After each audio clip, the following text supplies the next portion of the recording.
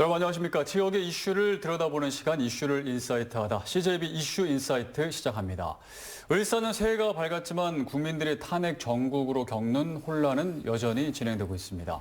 CJB에서는 새해를 맞이해 비상계엄 사태와 차기 대권 그리고 도지사 직무 평가 등에 대한 충북 도민들의 의견을 들어봤는데요. 이번 여론조사 결과를 바탕으로 오늘 이 시간에 충북 도민들의 여론 흐름에 대해서 자세히 이야기 나눠보는 시간 가져보겠습니다. 네, 오늘 토론 함께해 주실 분들 소개해드리겠습니다. 이번 여론조사를 진행한 글로벌 리서치 윤명환 부사장 그리고 CJB 이태현 기자와 오늘 함께하겠습니다. 어서 오십시오. 네, 반갑습니다. 먼저 글로벌 리서치 윤명환 부사장님께서 이번 여론조사 방법 또 내용에 대해서 잠깐 이렇게 소개를 해주시고 전체적으로 좀 한번 분석한 거를 좀 말씀해 주시면 좋을 것 같습니다. 네. 이번 여론조사는 네. CJB 청주 방송의 의뢰를 받아서 글로벌 리서치가 1월 4일, 1월 5일 양일간 진행을 했습니다. 3개 통신사 휴대전화 가상번호에서 무작위 축출을 하는 방식으로 전화 면접 조사를 진행을 했고요. 네. 충청북도에 거주하는 만 18세 이상 성인 남녀 801명에 대해서 조사를 했고 표본 오차는 95% 신뢰 수준의 플러스 마이너스 3.5% 그리고 응답률은 13.4%가 나타났습니다. 네. 이번 조사는 이제 현재 비상계엄 이후에 전국 상황과 관련된 부분 그리고 도지사에 대한 평가 부분으로 주요 설문이 구성이 되었는데요. 이 비상계엄과 관련된 사항들에 대한 결과를 보면 사실 최근에 전국 조사에서의 흐름과 좀 유사한 결을 보여주고 있다라고 네. 해석이 됩니다. 네. 전체적으로 지금 말씀해 주셨는데 이제 하나하나 제가 이제 여쭤보면서 도민 여러분들께서 함께 들어주시면 될 것 같습니다. 일단은 충북 지역 관련된 내용이 좀 있어서 먼저 좀 짚어볼까 하는데요. 김영환 충북도지사의 업무, 직무 수행에 대해서 이제 도민 여러분들께 질문을 했습니다. 이제 결과가 좀 어떻게 나왔는지가 궁금한데 좀 말씀을 해주시죠. 네, 김영환 도지사의 직무 수행에 대해서는 네. 매우 잘하고 있다와 잘하는 편이다를 합해서 긍정평가가 43%, 네. 그리고 잘 못하는 편이다와 매우 잘 못하고 있다라는 부정평가가 합해서 44%, 그리고 모른 무응답이 12%로 나와서 네. 긍정과 부정이 오차범위 내에서 거의 같은 수준으로 나타났습니다. 네. 요거는 좀 어떻게 분석을 하시나요? 비슷하게 나왔네요. 긍정평가와 네, 부정평가. 이 정도면 표본 오차 내에 있기 때문에 네네. 지금 도민들께서 김영환 도지사에 대한 직무수행 평가에 대해서는 찬반이 팽팽하다라고 볼 수 있겠습니다. 네. 최근에 이제 사실 김영환 지사가 뭐 구인사 발언이라든지 뭐 그 전에도 뭐 좀 논란이 된 발언들이 있기도 했고요. 근데 최근에도 또 논란이 있었는데 이태원 기자 이런 상황들이 여론에 조금 반영이 됐다고 볼 수 있을까요? 어떻습니까? 사실 그렇게 큰 영향은 없었다고 볼 수 있을 것 같은데요. 네. 우선 계엄 이후에 김영환 지사의 언행을 좀 살펴봐야 될 필요성이 있는데 네. 계엄 선포 다음 날 한동훈 대표가 위헌 소지에 대해 언급한 적이 있는데요. 이때 김영환 지사도 이제 비상계엄 선포는 일어나서는 안 될 일이다, 유감이다라는 입장을 표명한 바 있습니다. 네. 이후 좀 말을 아끼다가 2차 대통령 탄핵소추안 표결 당시에도 한 대표가 탄핵 표결에 참여해야 된다 이런 말을 한 적이 있는데 네. 이때도 김영환 지사가 페이스북을 통해 그런 사실상 탄핵 표결에 참여, 탄핵 찬성의 입장을 밝힌 바 있었거든요. 근데 이 입장이 한동훈 대표가 물러나고 또 김영환 지사가 얼마 전 지난달 26일에 국민의힘 전국 시도지사협의회장에 선출된 이후에 좀 입장이 바뀝니다. 네. 이제 그때부터 이런 좀 발언의 수위가 좀 높아졌다고 볼 수 있는데 우선 구인사를 찾았을 때 네. 김영환 지사가 윤석열 대통령을 위해 기도해달라 이런 이야기를 해서 굉장히 비판을 많이 받았었고 또 지난 일요일에는 그 시도지사 협의회 입장문을 통해서 대통령에 대한 체포영장은 위법이다. 내란죄를 제외하면 국회 재표결이 다시 이루어져야 된다.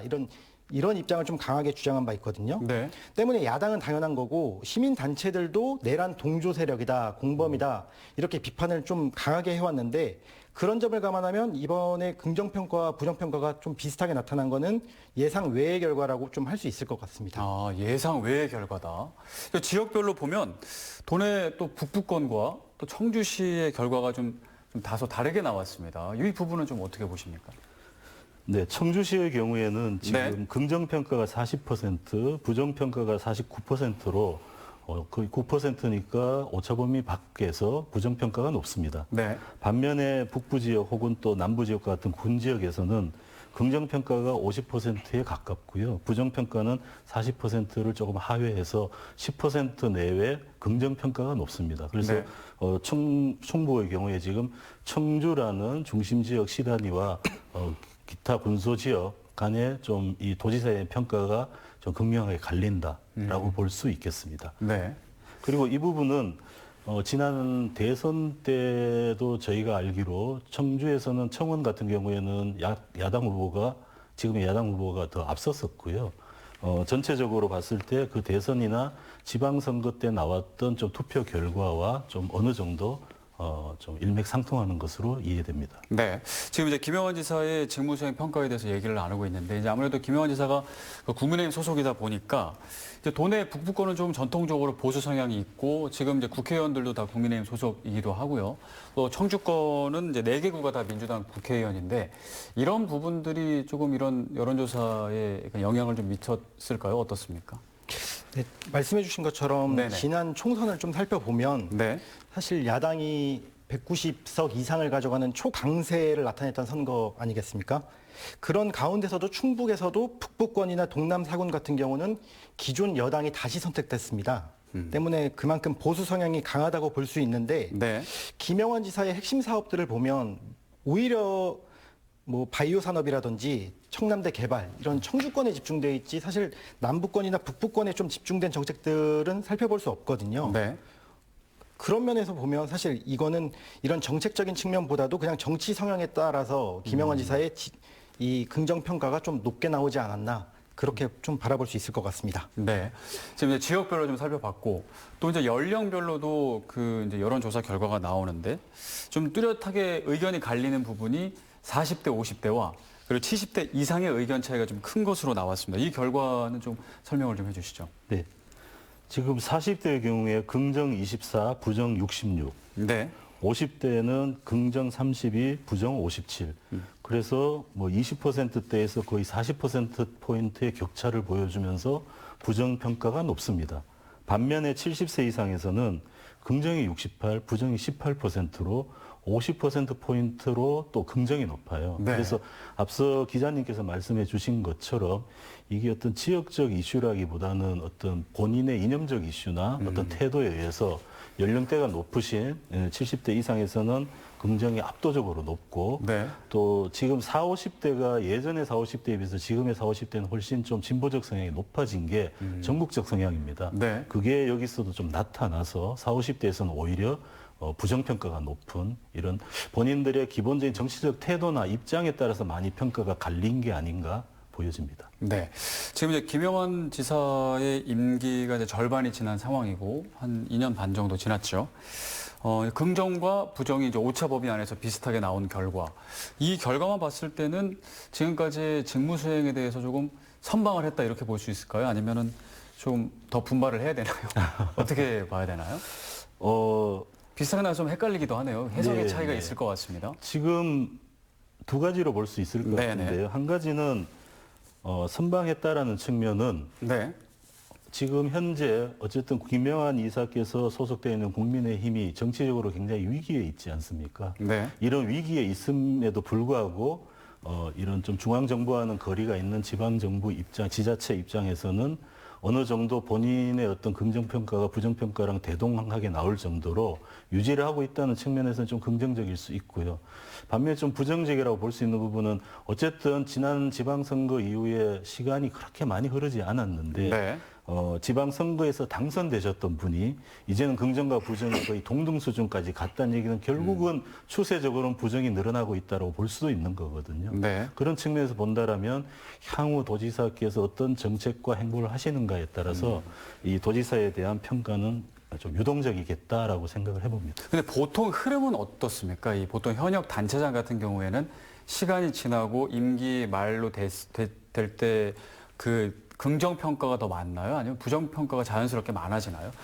추세가 어떻습니까? 우리나라의 경우에 네. 지자체의 경우에는 좀 중앙정부랑 좀 달리 중앙정부의 경우에는 워낙 많은 정치적 이슈들이 들고 나기 때문에 이게 불특정하잖아요. 네. 근데 지방정부의 경우에는 사실은 정치적 이슈보다는 정책적 이슈에 따라서 많이 가늠이 되고 그래서 상당히 많은 지방자치단체의 단체장들께서는 본인들의 정책들을 쭉 끌어가면서 이 등락의 폭이 크지 않으면서 대체로 유지하는 경향들이 많이 높습니다. 네. 대체로는.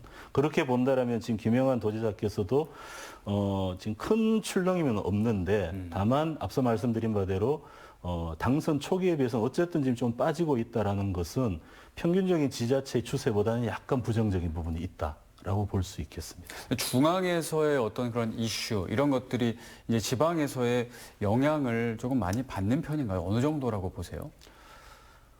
지금은 너무 큰 이슈라서 지금 같은 영향을 경우에는 받을 수밖에 당연히 영향을 없겠죠. 받을 거고요. 네. 그렇지 않은 평소를 기준으로 한다라면 생각보다는 적게 받습니다. 아, 그래요? 저희가 이전에 다른 지자체를 보면 네. 물론 중앙정부와 같은 당이냐 다른 당이냐에 따라 가지고 좀 영향을 받긴 하지만 중앙정부에 대한 평가에 의해서 그 자체보다는 큰 요인은 지자체 단체장으로서 본인의 정책적 능력이나 역량이라든지. 역량이나 이런 부분들이 더 많은 영향을 미친다고 보여집니다. 평소 때는 그렇게 큰 영향을 받지는 않는다. 네. 근데 이제 지금은 사실 이제 뭐 계엄 사태부터 탄핵 전국이라 영향을 안 받을래 안 받을 수가 없는 그렇습니다. 그런 상황입니다. 그래서 이제 저희가 이번 여론조사에서 사실 이제 계엄 사태 탄핵 전국 이 상황에 충북 도민들은 어떤 생각과 의견을 가지고 있는지 이제 좀 질문을 해봤습니다. 이제 여러 질문 중에 먼저는 윤석열 대통령 탄핵 결정에 동의를 하는지에 대한 질문을 했어요. 네. 도민 여러분들의 답변이 어떻게 나왔는지 궁금한데요, 이태영 기자. 네, 우선 국회 네. 탄핵 결정에 대한 질문을 던졌더니 네. 동의한다가 66%, 약 3분의 2가 나왔고 3분의 1은 33% 정도는 동의하지 않는다라고 나왔습니다. 네. 사실 생각보다 예전 탄핵 직후의 여론과 비교하면 오히려 동의한다는 의견이 좀 적게 나왔다 이렇게 볼 수도 있을 것 같은데 네. 연령별로 살펴보면 우선 60대까지는 모두 동의가 높다는 것으로 나타났습니다. 네. 다만 70대에서는 동의하지 않는다 이런 답변이 우세했습니다. 이제 아무래도 이렇게 3분의 2가 동의한다고 답변한 거는 네. 아마 이제 그 실제로 생중계를 통해서 지켜본 장면들, 군을 동원해서 헌법기관을 장악하고 이런 계엄 선포나 이런 거는 대통령으로서 하지 말았어야 될 행위다. 이렇게 도민들도 생각하고 있는 게 아닌가라고 생각하고요. 네. 사실 그리고 이제 한동훈 대표를 비롯해 이제 계엄 직후에는 여당에서도 탄핵 찬성 입장이 일부 나타나지 않았습니까? 네. 하지만 이제 한동훈 대표도 물러났고 지금은 국민의힘 내부에서도 탄핵을 반대하는 목소리로 사실 덮어지고 있는 상황에서 이런 보수 지지층들이 결집 효과가 나타난 거 아닌가. 그래서 좀 제 개인적으로는 66%라고 하는 게 3분의 2라고 하면 많은 수치겠지만 네. 이 계엄 직후, 탄핵 직후와 비교하면 좀 줄어든 수치라고 저는 생각하고 있습니다. 네. 탄핵 결정에 동의하냐에 66%가 동의한다고 답변을 했습니다. 어떻게 보십니까? 네, 김 기자님 말씀과 제가 좀 동감하는 부분인데요. 네. 지금 이 충북 조사는 아니지만 전국 조사 기준으로 볼 때 비상계엄이 선포되고 철회되고 탄핵이 결정되는 그 12월 초중반의 전국적인 조사를 보면 탄핵에 대한 동의율이 80%대입니다. 그리고 비동의율은 10%대에 불과했는데 네. 최근에 전국 조사의 기준으로 봐도 이게 8대1에서 7대2, 6대3 정도로 조금씩 비동의 쪽이 높아지는 것 결과를 보여주고 있고 네. 지금 충북도 그 전국적 조사와 거의 유사한 수치가 나온 거라고 보여집니다. 네. 그 베이스에는 말씀하신 대로 탄핵 초기에는 비상계엄 초기에는 비상계엄이라는 미중유의 사건에 대해서 보수층마저도 균열이 일어났죠. 그리고 당시 한동훈 대표도 탄핵에 대해서 부정적으로 태도를 취하셨고요. 계엄에 대해서도. 네. 그래서 이런 것들이 보수층 내에도 균열이 일어나고 사건 자체를 봤다라면 이제 약 1개월이 흐르면서 보수층 내의 위기감이 증폭되었다고 생각이 됩니다. 네. 이대로 가면은 지난 박근혜 대통령 때와 마찬가지로 보수가 좀 괴멸적인 위기에 처할 수도 있겠다라는 위기감이 탄핵에 대해서도 이 탄핵 결정에 대해서 좀 비동의가 높아지고 뭔가 좀 보수가 한나로 좀 결집돼야 되겠다라는 의식들이 좀 강화되고 있다. 이런 부분으로 좀 해석할 수 있겠습니다. 보수의 위기로 인해서 이제 비동의가 조금 더 강화되는 경향이 좀 있어진다. 자, 그럼 다음 질문입니다. 윤석열 대통령 구속 수사 필요성, 그러니까 구속이 필요하냐 안 필요하냐에 대해서 질문을 또 했는데요. 결과가 좀 어떻게 나왔나요? 네, 윤석열 대통령 구속 수사에 대해서는 필요하다가 63%, 필요하지 않다가 34%입니다. 그래서 앞서 탄핵에 대한 태도와 거의 유사하게 그 결과가 나타나고 있습니다. 네. 이거는 좀 그러면은 탄핵 결정이 동의한다는 비율이 이제 60% 아까 이제 얘기하셨고 구속 수사가 필요하다는 그 비율도 60%대인데 그러면은 그 연결된다고 좀 볼 수 있나요? 아니면 탄핵 결정에 동의하는 분들이 구속 수사가 필요하다고 생각하는 쪽으로 거의 연결된다 이렇게 볼 수가 있는 건가요? 네, 이 뒤에 내란도 마찬가지인데 네네. 지금 탄핵에 대해서 동의하냐 하지 않느냐 그리고 구속 수사가 필요하냐 필요하지 않느냐 내란죄가 성립하느냐 하지 않느냐에 대해서 대체로 충북의 민심은 현재 민심은 60%대가 탄핵이 적절했고 구속 수사가 필요하고 내란죄가 성립될 수 있다고 보시고 네. 30% 초중반대는 그렇지 않다라고 보고 계세요. 이 세 개의 결과는 이분들에게는 하나의 어떤 그 결로 동일한 어떤 베이스로 지금 판단을 하고 계신 것 같고 이분은 사실 한동훈 대표가 이제 그 대표직에서 물러난 뒤에 국민의힘이 가져가고 있는 어떤 입장과 거의 대동소이하게 좀 하나로 모아져 있다라고 볼 수 있겠습니다. 뭐 연결되는 측면이 좀 네, 있다. 연결되는 이거에 대해서는 어떻게 결과에 대해서는 어떻게 보시나요? 그렇죠. 사실 말씀해주신 것처럼 내란과 탄핵 이 구속 수사가 다 연결되는데 특히 내란이라고 이제 답변한 분들 입장에서는 당연히 내란이라고 생각한다면 구속 수사가 불가피하다라고 생각을 할 것 같아요. 네. 그러니까 실제로 그 내란에 대한 이번 설문조사에서도 내란에 대한 질문을 했는데 네. 수치상 약간의 차이는 있지만 도민 60% 이상이 내란이다. 비상계엄 발령은 내란이다라고 답변한 게 있습니다. 네.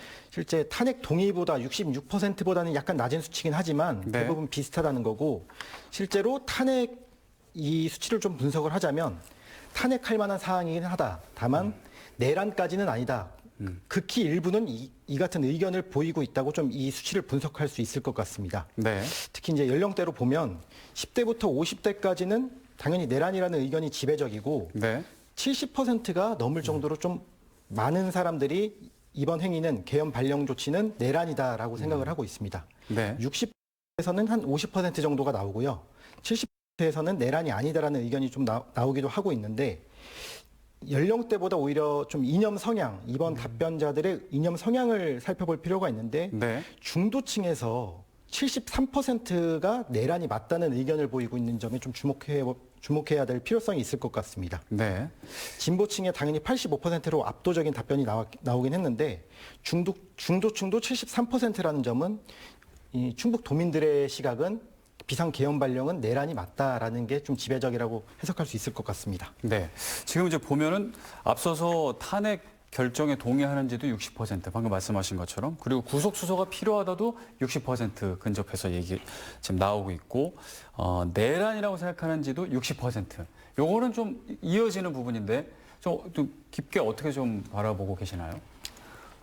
제가 앞서 이게 좀 보수 성향의 결집이다, 위기감에 따른 결집이다라고 말씀을 드렸는데 네네. 지금 좀 나뉘어서 봐도 마찬가지 그게 확인이 되는 게 지금 일단 연령대로 보면 60, 70대에서 압도적으로 내란이 아니다. 그다음에 탄핵이 적절하지 않다라는 응답이 높잖아요. 네. 반면에 50대 이하에서는 전 세대가 모두 내란이고 탄핵이 적절하다라고 얘기를 하고 계시고요. 그래서 이 연령대에 따른 보수 성향이 여기서 눈에 보이고 또 하나는 본인의 이념 성향이 진보이냐 중도이냐 보수이냐라고 물어봤을 때 네. 지금 이 세 가지 계엄에 대한 탄핵에 대한 내란에 대해서 모두 진보층은 80%대가 내란이다와 같은 결. 네. 그리고 보수는 약 60% 중후반대가 내란이 아니다와 같은 결로 네. 완전히 갈라집니다. 그런데 여기서 좀 더 중요하게 봐야 될 부분은 중도인데요. 네. 앞서 기자님 말씀하셨지만 내란이다 혹은 이 계엄 탄핵이 적절했다라는 응답률이 전부 70%가 넘습니다. 네. 약 4분의 3이 중도의 4분의 3이 진보와 같은 인식을 하고 있거든요. 네. 그 얘기는 뭐냐면 현재 이 보수 30%대 내외의 보수층의 의견이 중도로부터 굉장히 이격되어 있고 거리가 떨어져 있는 의견이다라는 겁니다. 그래서 아마도 지금 그 계엄 이후에 사태가 진전되면서 국민의힘의 스탠스도 좀 그러했고요. 네. 전반적으로 볼 때 좀 소위 강경 보수의 입장을 여당이 좀 채택을 하면서 일반적인 강경 보수가 아니신 보수층도 위기감에 따라서 여기 동의하고 계시는데 네. 문제는 뭐냐면 그렇게 되면 될수록 중도층과의 거리는 멀어진다라는 거죠. 이게 지금 현재 아마 이 이후에 차후에 만일에 이 탄핵이 수용이 되고 대선으로 간다고 할 때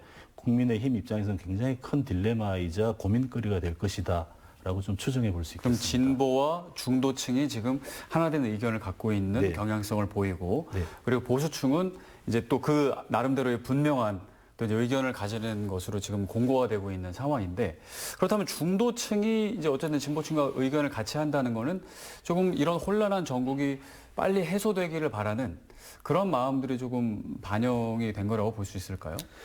아마도 지금과 같은 이 우리가 경험해 보지 못했던 네. 민주주의 공화정의 어떤 위기 상황을 하루라도 빨리 좀 해결이 돼야 된다라는 국민적 욕망은 똑같을 거라고 생각을 해요. 다만 그 방식의 차이일 뿐인데 이제 보수층 입장에서는 본인들이 생각하시는 어떤 좀 기대하시는 방식대로 이제 좀 해결이 되기를 바라시는 거고 진보나 중도 쪽은 좀 더 헌법적인 혹은 법률적인 절차가 지켜지면서 가는 쪽을 좀 더 바라시는 거고 이 차이라고 생각을 합니다. 결국 궁극적으로는 이 민주주의란 제도 자체가 결국 서로 다른 의견이 있을 때는 절차적, 법적 그리고 헌법적 어떤 과정을 통해서 해결돼야 되는 거잖아요. 그런 측면에서 볼 때 국민들의 전반적인 여망은 이런 절차적인 어떤 민주주의가 지켜지면서 빠르게 좀 가는 쪽을 원하지만 실제로는 국정을 책임졌던 최고 통수권자로부터 야기된 문제이기 때문에 그 해결 과정에 있어서는 지금과 같은 진통이 계속 당분간은 좀 있지 않겠나라는 우려가 듭니다. 네, 알겠습니다. 다음 질문으로 한번 이제 넘어가 보겠습니다. 이제 아무래도 그 이제 탄핵 사태가 지나면 그 대선의 가능성이 있기 때문에 이 질문도 이제 들어가 있는데요. 이제 차기 대권 주자 적합도에 대한 조사도 있었어요. 어떤 결과가 나왔는지 궁금합니다. 기관장님. 네, 차기 대권 주자로의 적합도에서는 네. 일단 가장 눈에 띄는 것은 없다라는 응답이 32%로 가장 높습니다. 아, 그게 가장 높아요? 네, 32%로 가장 높고 네네. 모름 무응답이 5%니까 네. 없다와 모름 무응답까지 합치면 37%의 충청도민께서는 지금 차기 대권 주자에 대해서 적합한 사람이 없다라고 보고 계시는 거예요. 아직 이르다 거기까지 생각할 겨를이 없다 뭐 이렇게 볼 수 있을까요? 그런 점도 있고요. 네. 사실은 지금 야당의 후보는 굉장히 눈에 선명하게 보이는 반면에 네. 여당의 후보는 눈에 선명하게 보이지 않기 때문에 더더욱 그런 결과가 나온 것 같습니다. 구체적으로 보면 네. 지금 더불어민주당의 대표인 이재명 대표가 27% 압도적으로 1위로 나오고 그리고 국민의힘의 홍준표 시장 7%, 오세훈 시장 7%, 한동훈 전 대표 6%입니다. 그리고 역시 국민의힘의 소속인 좀 결은 다릅니다만 안철수 의원이 2% 정도인데요. 네. 결국 따져보면 이재명 지사 혼자 받고 있는 27%가 홍준표, 오세훈, 한동훈, 안철수를 다 합친 22%보다도 높습니다. 네. 이런 상황에서 얼핏 보면 이번 현재까지로 볼 때 대선의 어떤 적합도나 이런 기준을 보면 이재명 후보에게 완전히 쏠려 있다라고 볼 수 있지만 반대로 없다라는 응답이 거의 40%에 가깝다는 것은 무응답을 포함했을 때 네. 이 부분은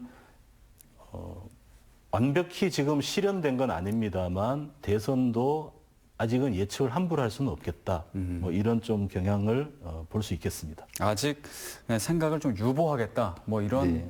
뭐 입장이겠네요. 이 그 대선 주자 적합도 결과에 대해서는 좀 이태영 기자 어떻게 보셨나요?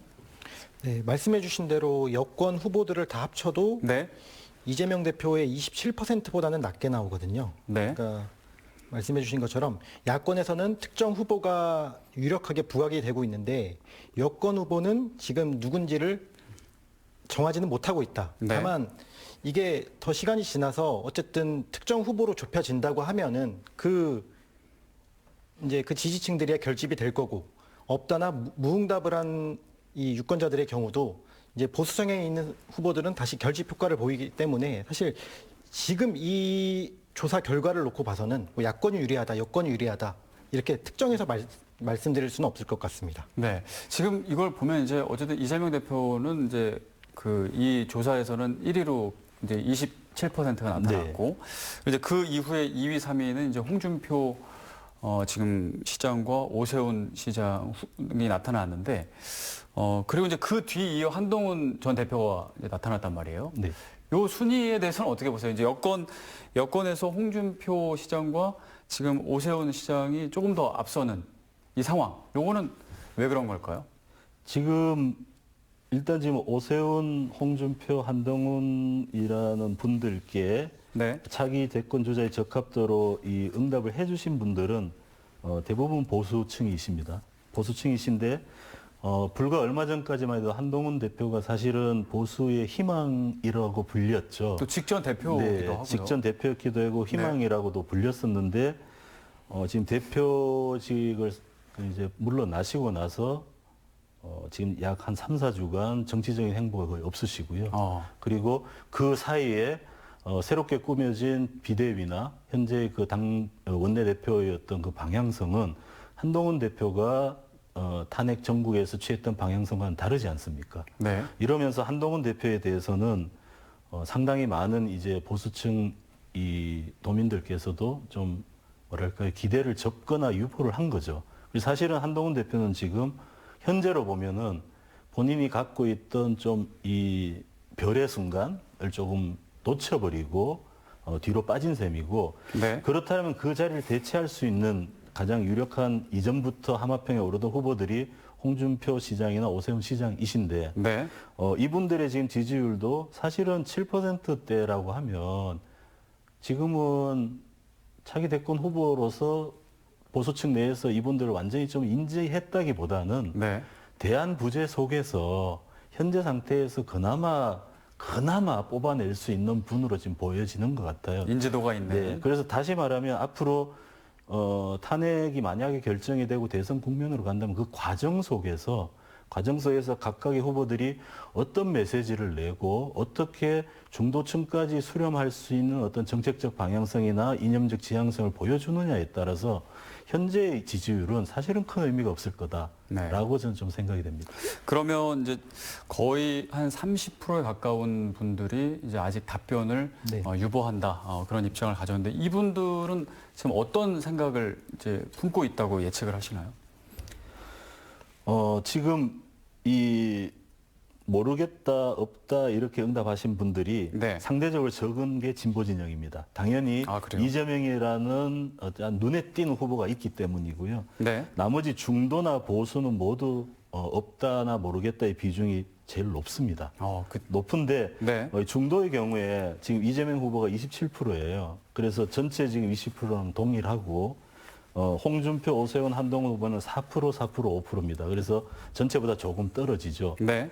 그러면 추후에 결국은 대선이란 게 만약에 목전에 대두한다면 보수 진영은 보수 진영에서 어쨌든 선발된 후보에게 그리고 진보 진영은 진보 진영에서 어쨌든 선발된 후보에게 표가 간다고 보면 결국은 대한민국은 중도층에 대한 싸움인데 지금 이 중도층 내에서 27%라는 지지율을 얻고 있긴 하지만 이재명 후보도 30%도 아직 돌파를 못했다는 거죠. 충북 기준으로 볼 때. 네. 오히려 38%는 없다이고 4%는 모르겠다입니다. 중도가. 즉 중도에서 40% 이상이 지금은 관망하고 계신 거거든요. 근데 아마도 이렇게 보면은 여당 측에서 어떤 전략과 후보와 메시지와 지향성을 내냐에 따라서 이것은 많이 출렁거릴 수 있다라는 변동성이 하나 있는 거고. 네. 그런데 또 하나는 앞서 말씀드렸지만 현재의 여당의 행보는 좀 더 강경 보수의 어떤 입장을 취해가고 있기 때문에 과연 중도층에서 어떤 후보가 여당에서 나오든지 간에 거기에 표를 실어줄 수 있을 어떤 기회가 있을까라는 좀 걱정도 우려도 좀 같이 해야 되는 게 여당 입장이 아닌가 싶습니다. 그러니까 중도가 아직 유보 쪽에 있다는 건 아직 이재명 대표도 지금 조금 이제 관망하고 있다고 좀 보고 있는 거네요. 그렇죠. 사실 이재명 대표가 가지고 있는 어떤 뭐 사법 리스크라든지 네. 이런 부분들은 전국 조사를 보면 늘 나옵니다. 그래서 이재명 후보가 항상 1위이지만 항상 불안정한 1위라는 게 이재명 후보 자체가 가지고 있는 어떤 사법적 리스크나 이런 것 때문에 항상 이 비토층 혹은 확장성의 어떤 제약을 늘 가지고 있거든요. 네. 그래서 이재명 후보도 늘 중도 실용의 행보를 애써 추진하고 계시고요. 다만 지금 그 상황에서 여당이 어떻게 중도와 좀 더 닿아 있는 정책과 행보를 하느냐가 이재명 후보의 확장성을 사실 제약할 거냐, 좀 더 확장될 수 있도록 여지를 줄 거냐라는 부분은 이재명 후보에 대한 어떤 그 판단보다는 여당이 어떻게 하느냐가 더 중요할 것 같아요. 네. 그런 부분에서 보면 지금 여당은 굉장히 불분명하고 불투명한데 다만 현재 탄핵 정국 내에서 보면 조금 강경 보수 쪽으로 가고 있다라는 우려점들이 있다라는 거죠. 네. 지금 이런 어떤 흐름들이 정당 지지도에 대한 질문에도 이제 나타날 것 같은데요. 정당 지지도에 대해서 이제 도민 여러분들의 또 의견을 물었는데 정당 지지도에서는 어떻게 좀 나왔습니까? 이태영 기자. 네, 정당 지지도에 대한 그 질문에 대해서는 네. 더불어민주당이 37%로 가장 높게 나왔습니다. 네. 하지만 이제 지금이 탄핵 전국인 점을 감안하면 여야의 차이가 그리 크지 않은데 국민의힘도 32%가 나왔거든요. 네. 그러니까 두 당의 격차가 5%포인트로 오차범위 내인 것으로 조사됐습니다. 그러니까 지난 총선을 좀 가장 가까운 선거니까 지난 총선을 살펴볼 필요가 있는데 네. 그 당시에 이제 비례대표 선거에서 여당은 39%로 가장 높았거든요. 네. 국민의힘의 비례정당이 민주당의 비례정당인 더불어민주연합은 27%. 당시에는 이제 조국혁신당이 충북에서 22%의 득표율을 보이면서 되게 선전을 했었는데 네. 지금 이번 조사에서 조국혁신당은 당시에는 22%였는데 이번 여론조사에서는 5%. 그러니까 사실 그렇다고 치더라도 이제 민주당과 조국혁신당을 보통 합쳐서 여당인 국민의힘과 비교하는 경우가 많은데 이렇게 되면 지난 총선에 비교해서는 더불어민주당과 조국혁신당을 합한 수치도 당시보다 떨어졌고 네. 국민의힘의 지지도도 당시 그 비례대표 선거와 비교하면 좀 떨어진 수치. 그러니까 지금 현 상황도 도민들은 약간 없다나 모름 무응답 이런 좀 중도에 걸쳐진 그 층이 더 높아졌다고 볼 수 있을 것 같습니다. 네. 이제 방금 전에 저희가 이제 요보적인 답변이 많았다는 것과 조금 이제 흐름이 일치하는 것 같기도 한데요. 일단은 하나하나 좀 짚어보면 그 민주당하고 국민의힘이 오차 범위 안에서 지금 이제 지지도가 비슷하단 말이에요. 요거는 어떻게 보시나요? 이게 앞서 말씀드린 이제 민주당 혹은 이재명 후보의 확장성과도 연결이 되는 부분 같아요. 네. 예컨대 앞서 계엄에 대한 탄핵에 대한 내란에 대한 부분들에 대해서는 6대 3이었단 말이죠. 근데 그 30%대라는 그러니까 내란이 아니다 혹은 탄핵은 잘못됐다고 하셨던 분의 그 응답률과 지금 국민의힘에 대한 지지율 32%는 거의 같은 수준입니다. 네. 같은 수준인데 반해서 내란이다. 그다음에 탄핵은 적절했다고 하시는 60%대 가운데서는 그래서 이걸 막아내고 지금 뭐 헌법 절차를 좀 지켜낼 야권에게 힘을 실어주겠다라는 응답으로 전이 되는 게 아니고 네. 내란인 건 맞는데 더불어민주당을 지지하겠다는 걸로 연결은 안 되고 있어요. 그래서 더불어민주당도 지금 37%라는 게 갇혀 있는 거거든요. 네. 그래서 이게 결국 아까 말씀드린 야당 혹은 이재명 후보가 가지고 있는 좀 그 확장성의 제약이 정당 지지도에 그대로 반영이 된 것으로 보여지고요. 다만 네. 지금 지난 대선 때 결과적으로 충북에서 더불어민주당의 위성정당과 조국혁신당을 합한 지지율과 국민의힘의 위성정당의 그 지지율 간의 갭이 10%포인트였는데 지금도 보시면 더불어민주당과 조국혁신당을 합치면 42%, 국민의힘 32%라서 격차가 10%입니다. 네. 결국 그 구도가 총선 때 있었던 구도가 그냥 그대로 유지되는데 각각 지지했던 분들 중에 일부가 지지정당 없다로 빠져 있을 뿐이에요. 네. 사실은 지금 이 탄핵 정국 속에서도 이 계엄 정국 속에서도 정당 지지로의 연결성은 없다라는 거죠. 그렇게 보여집니다. 네, 정당으로까지는 가지가 않는군요. 가지가 아직까지는. 않습니다. 네. 계속 이제 보고 있는 거군요. 네. 그럼 조국 혁신당 같은 경우에는 조금 총선 때는 지금보다 한 20-30% 지지도가 있었는데 지금은 거의 한 자릿수로 떨어졌단 말이에요. 이거는 뭐 이유가 뭐라고 보세요? 일단 그 총선 때 그 붐을 일으켰던 돌풍을 일으켰죠. 예, 그 돌풍을 일으켰던 부분들이 시간이 흐르면 좀 잦아들었고요.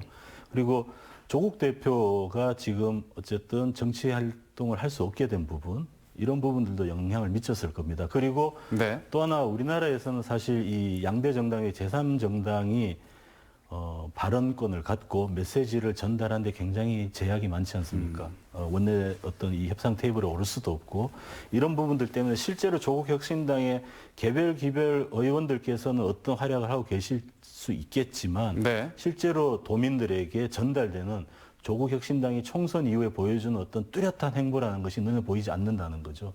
그런 것들이 좀 복합적으로 작용을 해서 조국 혁신당은 총선 시점의 그 돌풍보다는 지금 많이 잦아진 그런 지지율을 보여주는 것 같습니다. 네, 알겠습니다. 정당 지지도까지 좀 살펴봤고요. 그리고 이제 내년이면은 이제 지방선거가 또 있고요. 물론 지방선거 전에는 이제 대선이 있을 수 있겠죠. 이번 탄핵 사태가 내년 지방선거에 영향을 미칠 것인지에 대한 질문도 있었습니다. 이번 그 질문에 대해서는 좀 확실한 좀 분명한 대답이 좀 나오긴 했는데 어떻게 좀 나왔습니까? 네, 지방선거에 이번 네. 탄핵 사태에 영향을 줄 것이다. 영향이 있다라는 응답이 82%입니다. 네. 영향이 높게 나오고 영향이 없다라는 응답이 13%입니다. 그리고 이것은 권역별로 볼 때도 그다음 연령대별로 볼 때도 이념적으로 볼 때도 격차는 일부 있습니다만 영향이 있다라는 응답이 모두 압도적으로 높습니다. 네.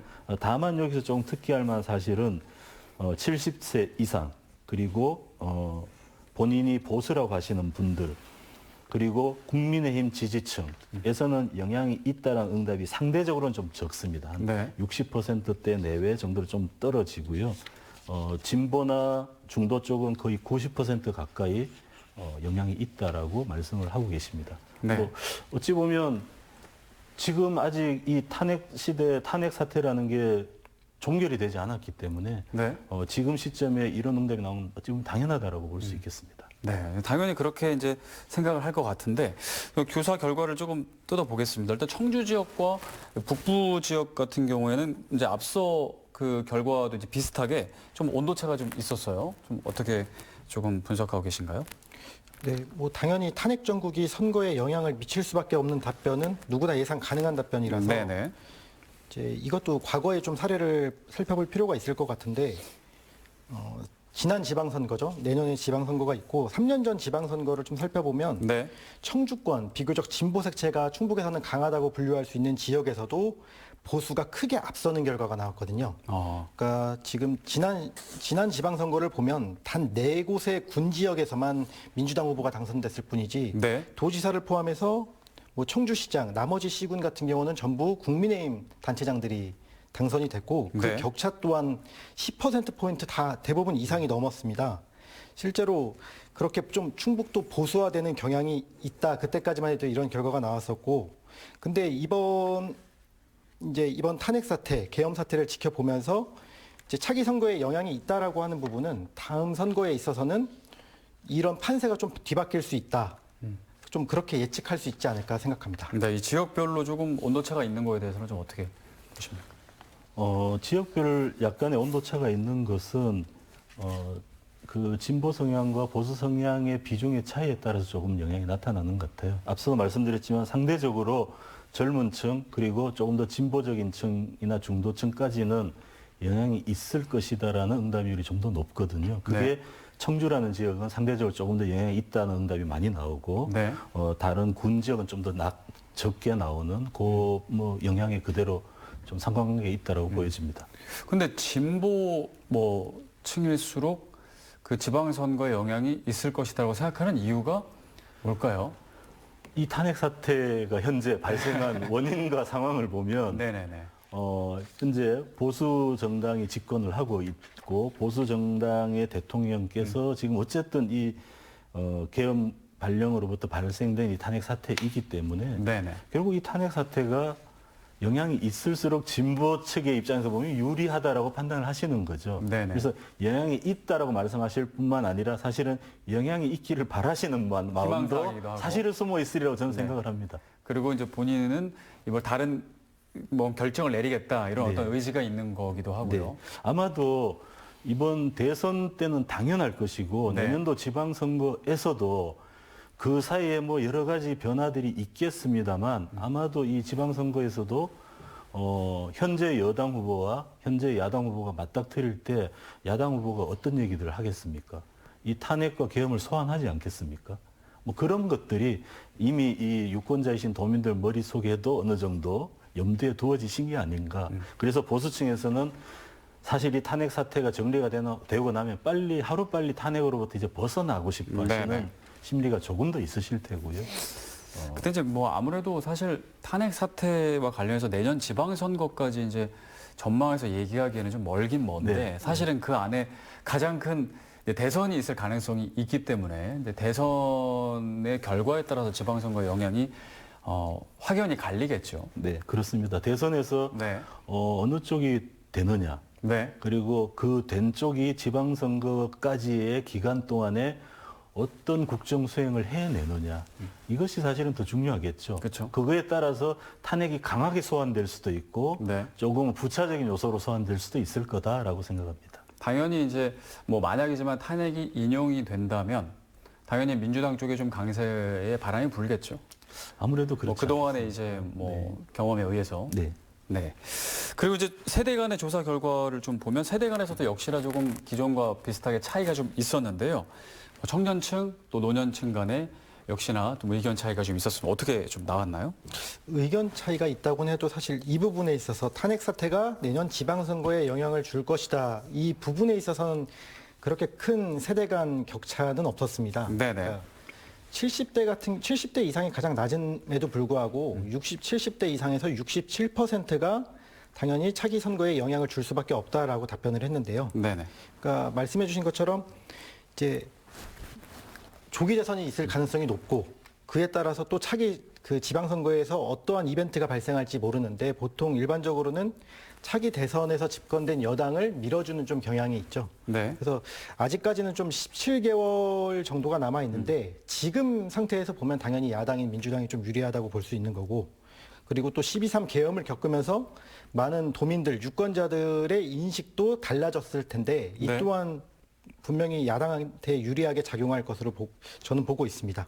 그러니까 앞서 말씀드린 것처럼 충북이 좀 보수화되고 있는 측면이 있다고 했는데 네. 이번 계엄 사태 또 이제 차기 조기 대선 결과에 따라서 차기 지방선거는 좀 뭐 연령대별로 그렇게 큰 차이 없이 비교적 야당한테 좀 유리한 측면이 있지 않을까 이렇게 볼 수 있을 것 같습니다. 네. 지금 말씀하시는 도중에 충북이 조금 요즘에 좀 보수화되는 경향이 있다. 그런 얘기를 하는 전문가분들이 좀 계세요. 근데 통계적으로도 그렇게 좀 나오고 있는 것 같습니다. 실제로 그렇습니까? 충북이 더 보수화되고 있는 경향이 있나요?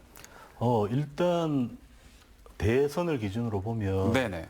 87년 대통령 선거 이후로 7번의 대통령 선거를 광역 지자체 가운데 결과와 일치한 유일한 지역이 충북입니다. 네, 바로미터 같은. 예. 네. 지난 윤석열 대통령이 당선된 20대 선거 이전까지는 제주나 인천 같은 데도 거의 유사했었는데 지금은 충북만이 유일하게 7번 모두 실제 당선자를 1위로 뽑은 지역이에요. 네. 그런 면에서 보면 충북은 수도권, 영남, 호남과 인접하고 있으면서 지역 색이 별로 없고요. 네. 그래서 전국의 바로미터가 되는 게 맞습니다. 바로미터로 역할을 하는데 다만 지난 대선을 보면 전국적으로는 윤석열 후보, 당시 후보가 1%가 조금 안 되는 격차로 승리를 가져갔는데 전국적으로. 네, 충북에서는 제가 기억하기로 5%대의 격차가 났습니다. 네. 즉 전국 평균보다는 이제 여당 쪽, 보수 쪽에 이 표가 좀 더 몰렸었죠. 네. 그래서 이 부분을 어떻게 해석할까라는 부분을 이제 충북에 좀 보수화라고 이제 말씀을 하시는 전문가들도 계시고요. 네. 저희가 이제 데이터로 조금 보면 저는 이것도 가설입니다만 한 두 네. 가지 정도로 볼 수 있는데 하나는 인구 구성 문제입니다. 지금 전국의 평균 연령보다 충청북도 평균 연령이 1세 정도 높고요. 그리고 아, 그래요? 네. 그리고 60대, 70대의 비중이 전국 평균보다 약 3% 가까이, 2%, 3% 가까이 많습니다. 네. 다시 말하면 50대 이하층은 2, 3%가 적은 거죠. 그럼 이제 이건 하나의 가설인데 그 적은 만큼이 보수와 진보로 나뉘어졌다라면 이쪽에서 2에서 3%쪽 젊은 층에서 줄어든 만큼이 나이 드신 층에서 만약에 보수를 찍었다면 그게 5%가 되는 겁니다. 2에서 3이 빠지고 2에서 3이 늘어나니까.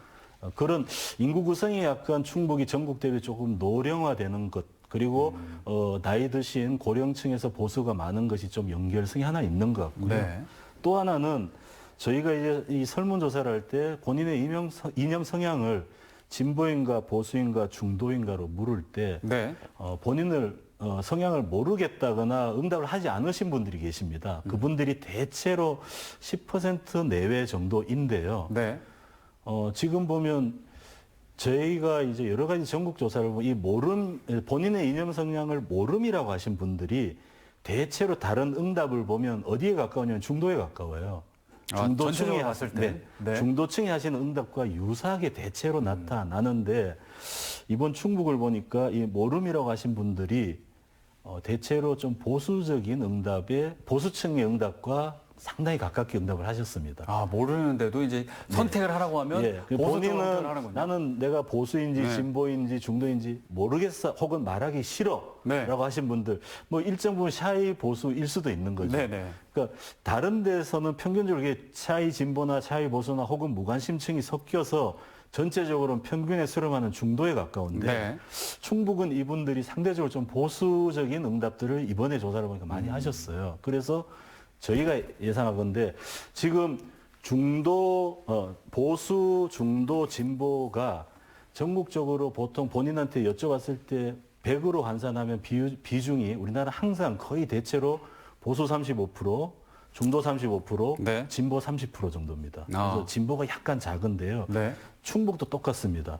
보수 35%, 중도 35%, 진보 30%라고 이번에 응답을 하셨어요. 네. 근데 거기에 응답을 안 하신 분들이 네. 사실은 중도보다는 보수에 조금 더 많다라는 것은 충북에 계신 분들이 은근히 좀 샤이 보수들이 있으신 거 아닌가. 그래서 아까 말씀드린 좀 인구의 노령화와 좀 샤이 보수가 좀 확장된 부분들 크진 않지만 이 부분들이 전국 대비 충북이 바로미터 역할을 하면서도 약간은 보수적인 색채가 늘어났다고 보여지는 좀 배경이 되지 않나 그래요. 생각됩니다. 그러면은 앞으로 바로미터의 지위를 잃게 될 수도 있는 거예요?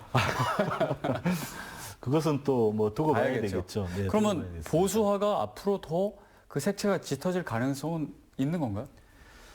제가 볼 때는 네. 조금은 있다고 생각을 합니다. 그래요? 네, 그 보수화가 조금 진전될 확률이 있다고 생각하는 것은 네.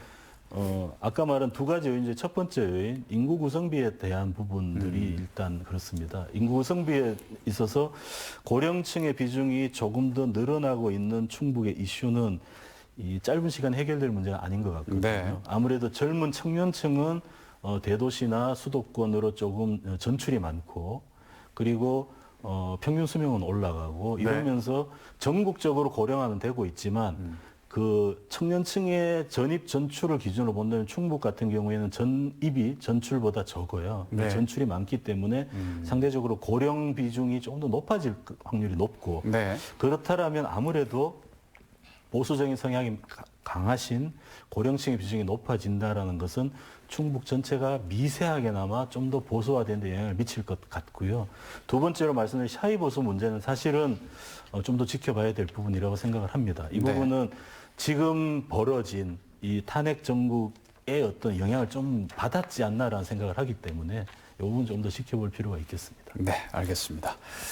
자, 오늘 뭐 혼란스러운 전국 상황에 대해서 지금 새해를 맞아서 충북 도민들의 이제 여론을 쭉 살펴봤는데 이제 뭐 여러 가지 그 의견들에 대해서 이제 입장을 살펴봤는데 이제 마지막으로 이번 여론조사 결과에서 이제 쭉 분석을 하셨는데 한 말씀 듣고 오늘 마무리하면 좋을 것 같습니다. 일단 이태영 기자 마지막으로 한 말씀 해주시고 마무리하겠습니다. 네, 뭐 이제 시작 부분에 말씀드린 것처럼 사실 네네. 제가 예상했던 것보다는 이제 시간이 지남에 따라서 탄핵 여론이라든지 이런 게 제 예상보다는 좀 낮게 나왔는데 네. 어쨌든 충북에서도 대체적으로 내란이다, 뭐 구속 수사가 필요하다, 탄핵이 올바르다라는 여론이 3분의 2에 가까운 비중을 차지하고 있는 것으로 나타났습니다. 그래서 저는 뭐 800명이라는 좀 많지 않은 그 집단으로 이번 여론조사가 시작됐지만 이제 단체장들이나 국회의원들이 그 지지층만이 아닌 이런 도민들의 의견을 좀 수렴해서 이런 정당 활동이라든지 행정 활동을 이어나가는 것이 바람직하지 않을까 이렇게 생각합니다. 네, 알겠습니다. 네, 우리 부사장님. 네. 앞서 제가 말씀드렸지만 지금 전국적 조사, 전국 조사와 충북의 조사가 상당히 유사합니다. 네. 이 계엄 초기에는 계엄이라는 사건 중심으로 이 국민들께서 판단을 하셨는데 지금은 이제 대선이 지금 조기 대선이 치러질 수 있다는 전제하에 본인의 이념층에 따라서 좀 결집하는 양상을 보이는데요. 그게 충북에서 그대로 나타났습니다. 다만 그럼에도 불구하고 전체 국민의 여론을 사실은 주도하는 것은 오히려 중도층인데요. 네. 이 중도층 대부분이 지금 현재 이 전국에서 보수 쪽의 어떤 태도를 동의하지 않고 있기 때문에 이런 부분들이 충북에서 그대로 나타났고 이런 부분들이 앞으로 충북에서 어떤 정치적인 지향점을 가지고 계신 분들이 좀 숙고를 하셔야 될 부분이라고 생각을 하고요. 끝으로 어쨌든 이 민주주의의 위기 아닙니까? 그래서 많은 도민들께서도 그 점을 우려하셔서 보수이시든 진보이시든 혹은 중도이시든 이 사태가 좀 잘 매듭지어지고 보다 정상적인 상황에서 네. 본인의 지지하는 어떤 그 정치적 태도에 따라서 올바른 선택을 할 수 있는 그런 날이 좀 빨리 오기를 기대해 봅니다. 네, 하루빨리 좀 매듭 지어줘야겠죠. 네. 기대해 보겠습니다. 오늘 말씀 여기까지 듣겠습니다. 지금까지 글로벌 리서치 윤명환 부사장, CJB 이태영 기자와 함께했습니다. 오늘 감사합니다. 네, 이슈 인사이트 여기서 모두 마치겠습니다. 오늘 함께해 주신 여러분 고맙습니다.